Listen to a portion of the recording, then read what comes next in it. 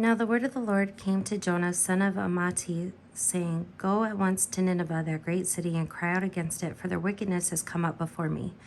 But Jonah set out to flee to Tarshish from the presence of the Lord. He went down to Joppa and found a ship going to Tarshish, so he paid his fare and went on board to go with them to Tarshish, away from the presence of the Lord. But the Lord hurled a great wind upon the sea, and such a mighty storm came upon the sea that the ship threatened to break up. Then the mariners were afraid, and each cried out to his God. They threw the cargo that was in the ship into the sea to lighten it for them. Jonah, meanwhile, had gone down into the hold of the ship and had lain down and was fast asleep. The captain came and said to him, What are you doing sound asleep? Get up, call on your God. Perhaps the God will spare us a thought so that we do not perish. The sailors said to one another, Come, let us cast lots so that we may know on whose account this calamity has come upon us. So they cast lots, and the lot fell on Jonah. Then they said to him, Tell us why this calamity has come upon us. What is your occupation? Where do you come from? What is your country? And of what people are you? I am a Hebrew, he replied. I worship the Lord, the God of heaven, who made the sea and the dry land. Then the men were even more afraid and said to him, What is this that you have done? For the men knew that he was fleeing from the presence of the Lord because he had told them so. Then they said to him, What shall we do to you, that the sea may quiet down for us? For the sea was growing more and more tempestuous. He said to them, Pick me up and throw me into the sea, then the sea will quiet down for you. For I know it is because of me that this great storm has come upon you. Nevertheless, the men rowed hard to bring the ship back to land, but they could not, for the sea grew more and more stormy against them. Then they cried out to the Lord, Please, O Lord, we pray, do not let us perish on account of this man's life.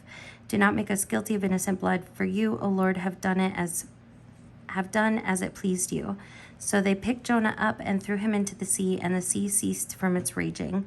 Then the men feared the Lord even more, and they offered a sacrifice to the Lord and made vows. But the Lord provided a large fish to swallow up Jonah, and Jonah was in the belly of the fish 3 days and 3 nights. Then Jonah prayed to the Lord his God from the belly of the fish, saying, I called to the Lord out of my distress, and he answered me. Out of the belly of Sheol I cried, and you heard my voice. You cast me into the deep, into the heart of the seas, and the flood surrounded me. All your waves and your billows passed over me. Then I said, I am driven away from your sight. How shall I look again upon your holy temple? The waters closed in over me, the deep surrounded me, weeds were wrapped around my head at the roots of the mountains. I went down to the land whose bars closed upon me forever, yet you brought up my life from the pit. O Lord my God, as my life was ebbing away, I remembered the Lord, and my prayer came to you and to your holy temple. Those who worship vain idols forsake their true loyalty, but I, with the voice of thanksgiving, will sacrifice to you. What I have vowed I will pay. Deliverance belongs to the Lord. Then the Lord spoke to the fish, and it spewed Jonah out upon dry land. The word of the Lord came to Jonah a second time, saying, Get up, go to Nineveh, that great city, and proclaim to it the message that I tell you. So Jonah set out and went to Nineveh according to the word of the Lord. Now Nineveh was an exceedingly large city, a 3 days' walk across. Jonah began to go into the city, going a day's walk, and he cried out, 40 days more, and Nineveh shall be overthrown. And the people of Nineveh believed God. They proclaimed a fast, and everyone, great and small, put on sackcloth. When the news reached the king of Nineveh, he rose from his throne, removed his robe, covered himself with sackcloth, and sat in ashes. Then he had a proclamation made in Nineveh. By the decree of the king and his nobles, no human being or animal or herd or flock shall taste anything. They shall not feed, nor shall they drink water. Human beings and animals shall be covered with sackcloth, and they shall cry mightily to God. All shall turn from their evil ways and from the violence that is in their hands. Who knows? God may relent and change his mind. He may turn from his fierce anger so that we do not perish. When God saw what they did, how they turned from their evil ways, God changed his mind about the calamity that he had said he would bring upon them, and he did not do it. But this was very displeasing to Jonah, and he became angry.